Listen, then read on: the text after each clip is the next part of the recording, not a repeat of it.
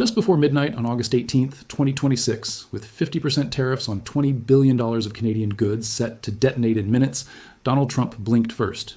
He posted on Truth Social that he was pausing the tariffs for 3 days, citing a deal still being finalized, one that reportedly revives the long-dead Keystone XL pipeline.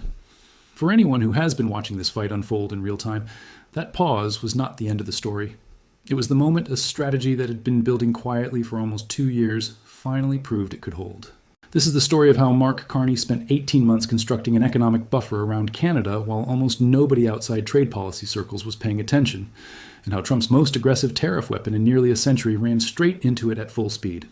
If you want to understand why Washington keeps extending deadlines it swore were final, stay with this video, because the numbers behind this standoff are genuinely remarkable.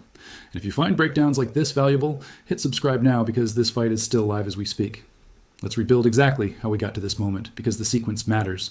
On July 20th, 2026, Trump signed 3 separate presidential proclamations invoking Section 338 of the Tariff Act of 1930, a Depression-era statute that had not been used to impose tariffs in 96 years.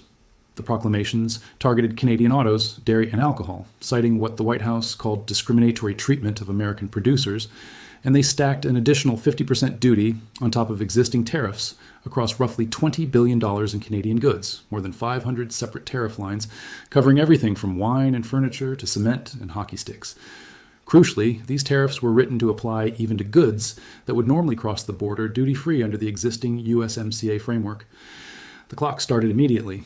30 days from signature meant the tariffs would take effect at 1 minute past midnight on August 19th, unless negotiators found a way out before then. What followed was 6 weeks of talks that oscillated between constructive and openly hostile. Canada's Trade Minister Dominic LeBlanc and Chief Negotiator Janice Charette spent entire weekends in Washington, meeting with United States Trade Representative Jameson Greer and Commerce Secretary Howard Lutnick.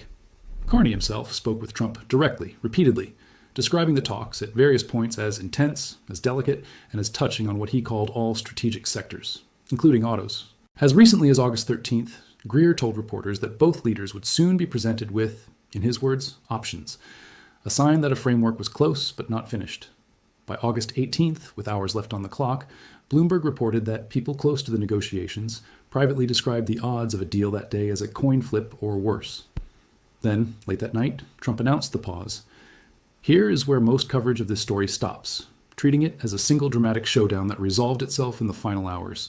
But that framing misses almost everything important, because the reason Trump ultimately blinked was not because of anything that happened in that final week of negotiations. It was because of a structural shift Carney had been engineering since the earliest days of his government, one designed specifically to make a moment like this survivable, no matter which way the deadline broke. Rewind to October 2025. Speaking directly to Canadians in a televised address ahead of his government's budget, Carney delivered a line that framed everything that followed. He said the decades-long process of an ever closer economic relationship between Canada and the United States was now over. He described the American shift toward protectionism as having pushed tariffs to levels last seen during the Great Depression, and he set a formal, specific target: double Canada's non-American exports over the next decade from roughly $300 billion to $600 billion.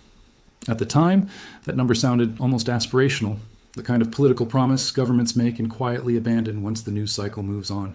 What actually happened over the following 10 months looked considerably more disciplined than that.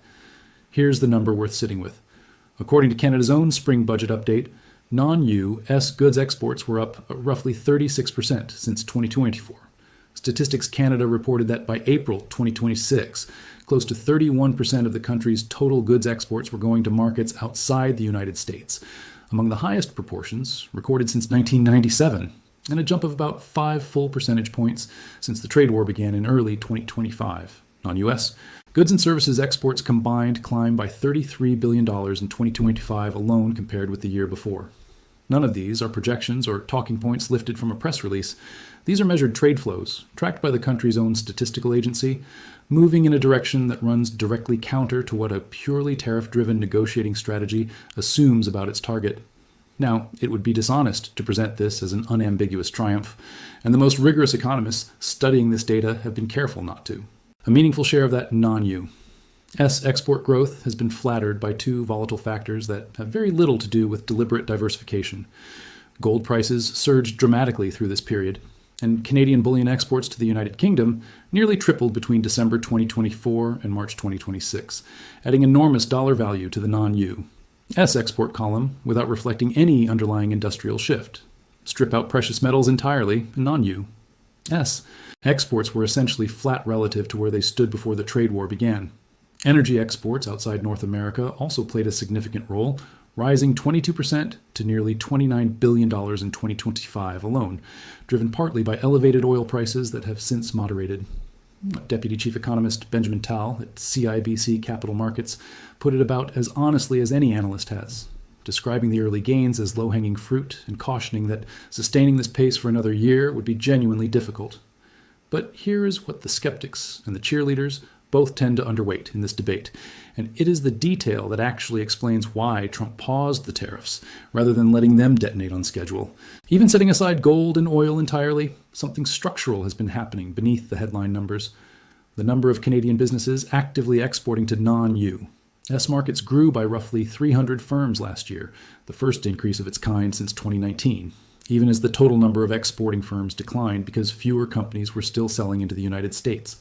A separate report from the Canadian Chamber of Commerce found that non-U.S. exports grew almost 17% nationwide in 2025, with certain cities posting genuinely startling numbers, Calgary and Ottawa-Gatineau each growing their non-U.S.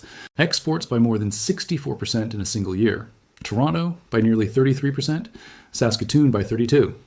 That growth is uneven, concentrated in specific cities and specific sectors, and Ontario's manufacturing belt, still tightly wound into American supply chains, has continued to struggle. But uneven is not the same as fake, and the fact that new firms are entering non-U.S. markets for the first time since before the pandemic tells you this is not simply a currency effect or a commodity price spike passing through the data.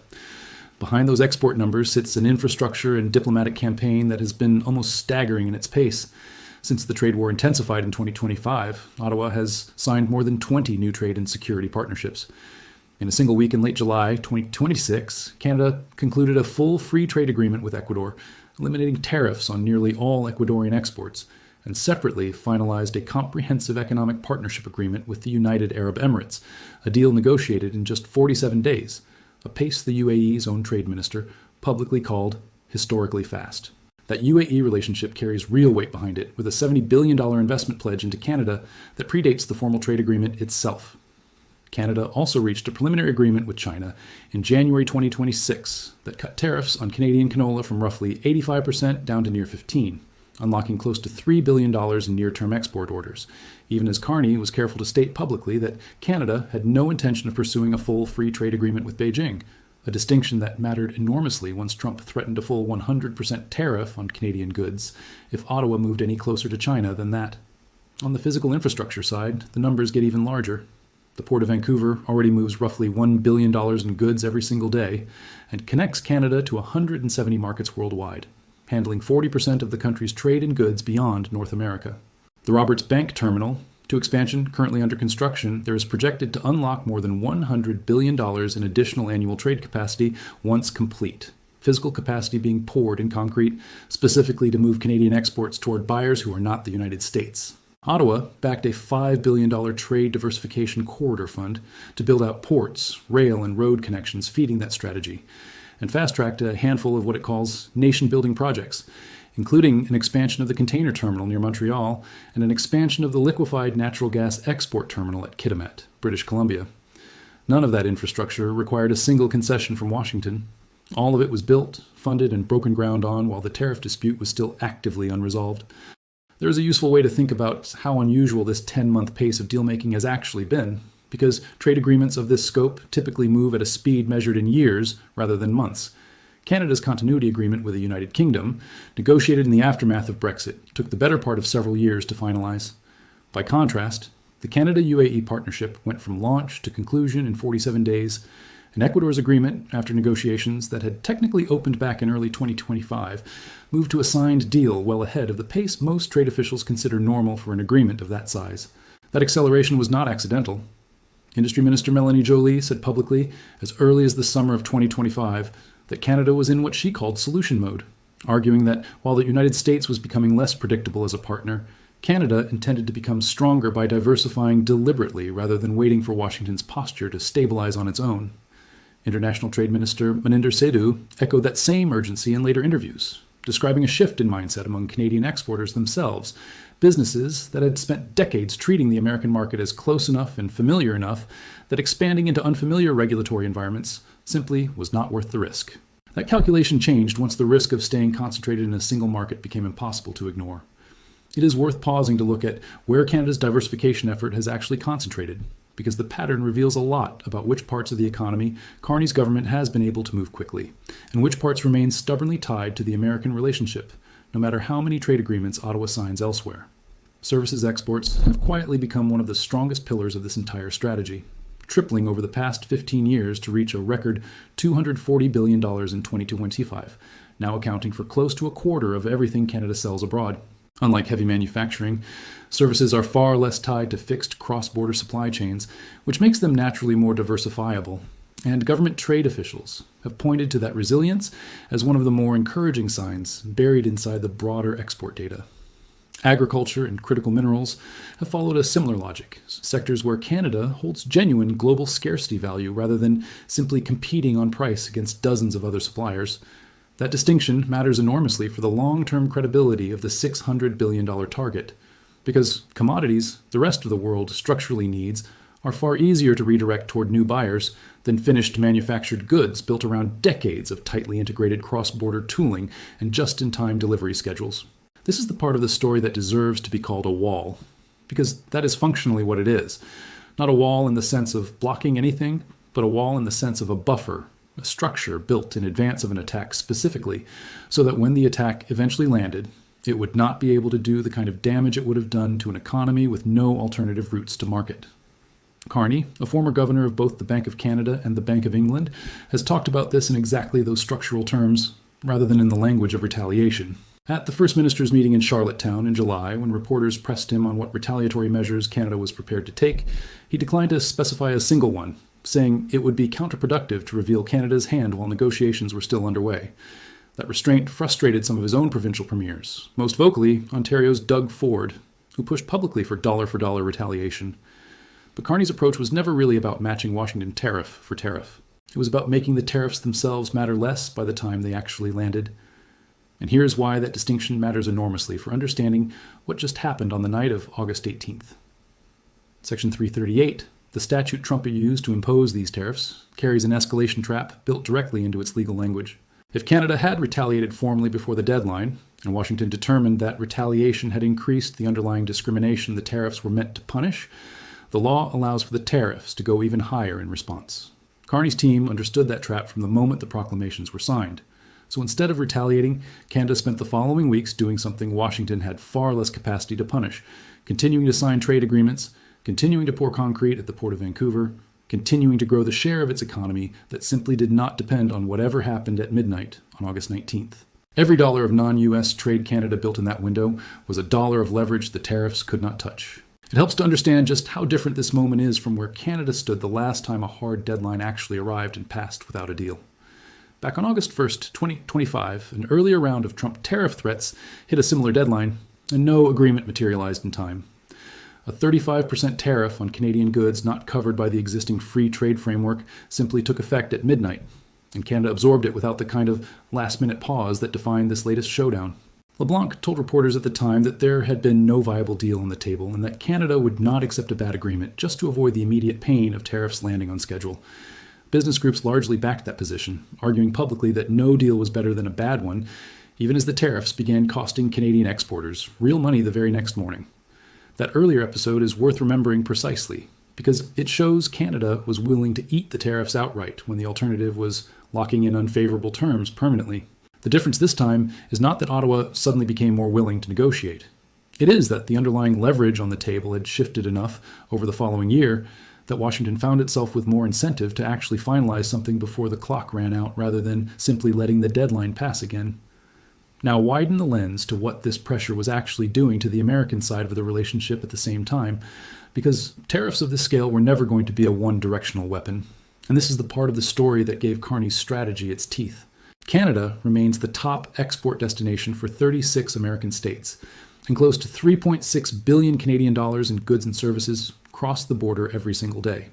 When Canadian purchases of American vehicles fell sharply through the trade war, roughly a $5.6 billion decline over a single year, Canada did not simply buy fewer cars.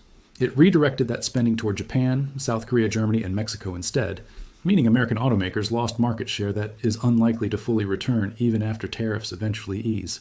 A similar pattern played out with alcohol. After Canadian provinces pulled American liquor from government store shelves in response to the original 2025 tariffs, American alcohol exports into Canada collapsed by roughly 81%. That is not damage Washington can undo with a tariff pause. Market share, once lost to a competitor, has to be won back one contract at a time. This is precisely the dynamic that put genuine pressure on the White House heading into the deadline, separate from anything happening inside the formal negotiating room. Section 338, tariffs, stacked directly onto sectors where American and Canadian production are woven together so tightly that a 50% duty on a Canadian component does not stay in Canada. It travels down an assembly line and lands on the price of a finished vehicle built in Michigan or Ohio. Canadian negotiators spent the final weeks before the deadline specifically pushing to have vehicle tariffs cut from 25% down to 15%, and reporting from inside the talks indicated the two sides were genuinely close on that particular issue, disagreeing mainly over whether Mexican-made content inside a Canadian vehicle should count toward the reduced rate the same way Canadian content does. That is not the negotiating posture of a government pleading for mercy. It is the posture of a government negotiating the specific terms of a deal it expects to get, because both sides understand the tariffs are costing American industry real money in the meantime.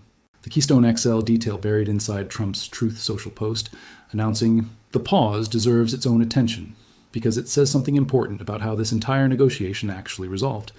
Keystone XL was the cross-border pipeline project, killed by the Biden administration years earlier, and its revival had been a recurring wish list item for Republican energy policy ever since. If reviving that project became part of the framework that got Trump to pause 50% tariffs on billions of dollars of Canadian goods, that tells you the final deal was not a story of Canada capitulating to American demands. It was a negotiated exchange, energy infrastructure that benefits Alberta's oil sands and American refiners alike, traded against a de-escalation of the tariff threat. That is the kind of outcome available to a country that walked into the final week of talks with alternatives already built, not a country with no cards left to play. None of this means Canada has escaped real economic damage over the past 18 months, and it would be misleading to suggest otherwise. Canadian manufacturing posted genuine year-over-year declines through this period. Tens of thousands of manufacturing jobs disappeared, concentrated heavily in motor vehicle parts, steel, and aluminum, sectors woven tightly into American supply chains that do not diversify quickly no matter how much port capacity gets built on the Pacific coast.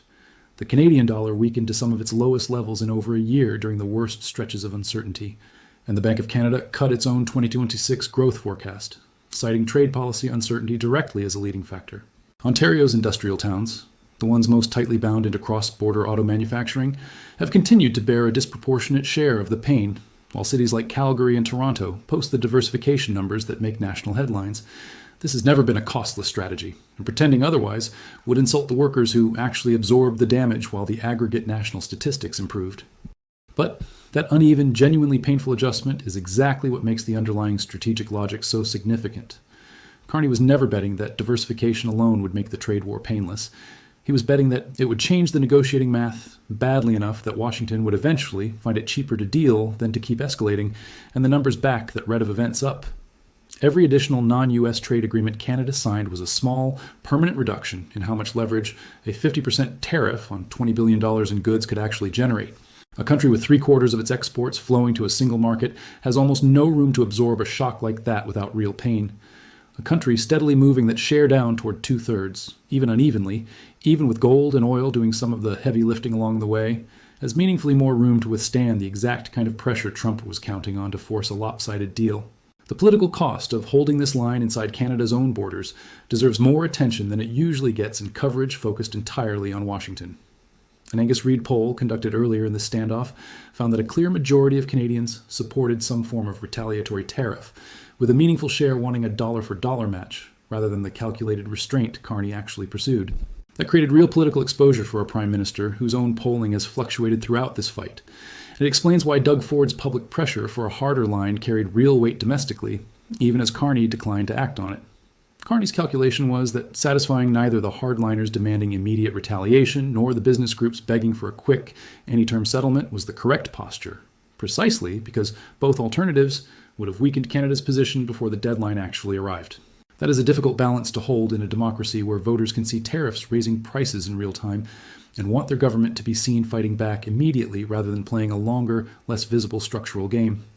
There is also a legal dimension sitting quietly underneath all of this that shaped how both sides approached the final weeks. Trade lawyers on both sides of the border have argued for months that Section 338 rests on genuinely shaky legal ground, a statute effectively superseded by newer trade law passed in 1962 and 1974, and one that faces almost the exact same constitutional vulnerability that got Trump's previous major tariff tool, the Emergency Powers Authority known as IEEPA, struck down by the Supreme Court back in February 2026. Canada had already signaled it would pursue legal challenges through the World Trade Organization and through USMCA's own dispute settlement mechanisms if the tariffs took full effect. That looming legal fight gave Ottawa another form of leverage that had nothing to do with retaliatory tariffs.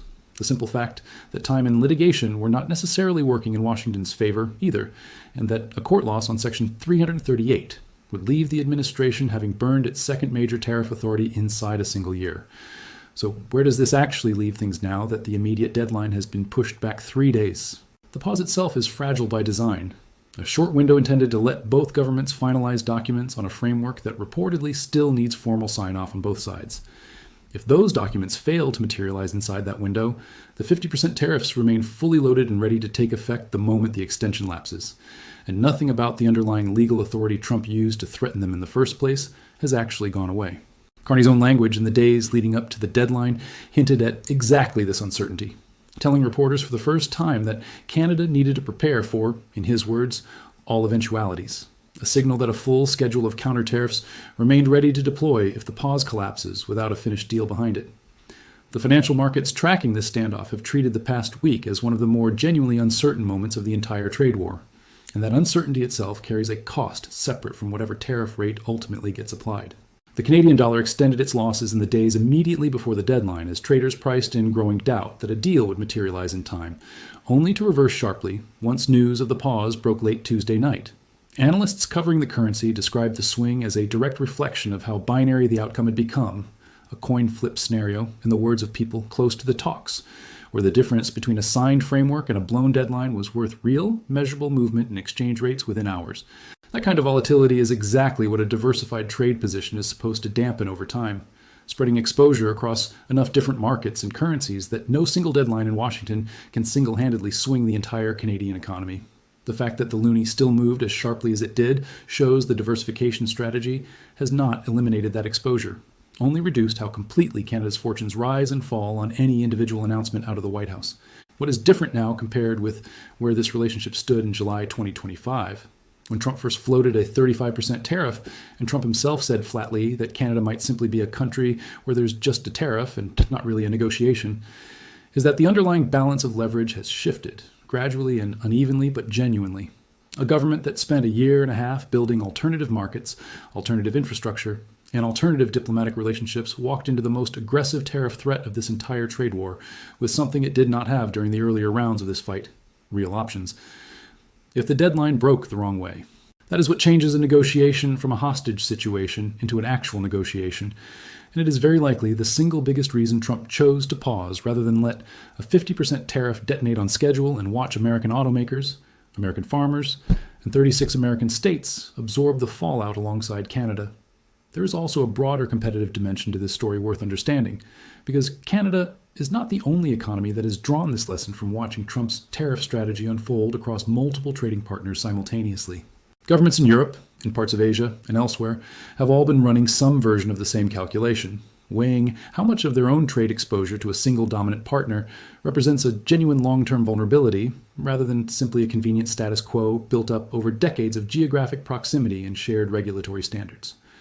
What makes Canada's version of this story distinctive is the sheer scale of the imbalance it started from. 3/4 of total exports flowing to one neighboring country, a concentration level that the Boston Consulting Group has described as essentially unique among advanced economies. Unwinding that kind of dependency in a decade, rather than a generation, was always going to require exactly the kind of coordinated infrastructure spending, diplomatic travel, and rapid-fire trade agreement signing that Carney's government has pursued since taking office. Because incremental adjustment at the pace Canada pursued diversification under previous governments would never have moved the needle fast enough to matter before the specific confrontation with Washington arrived. The wall Carney built was never meant to stop Washington from swinging. It was built to make sure that when the swing finally landed, it would not be able to knock the country over, and on the single night that mattered most so far, that is almost exactly what happened. Carney's own biography matters for understanding why this particular strategy took the shape it did.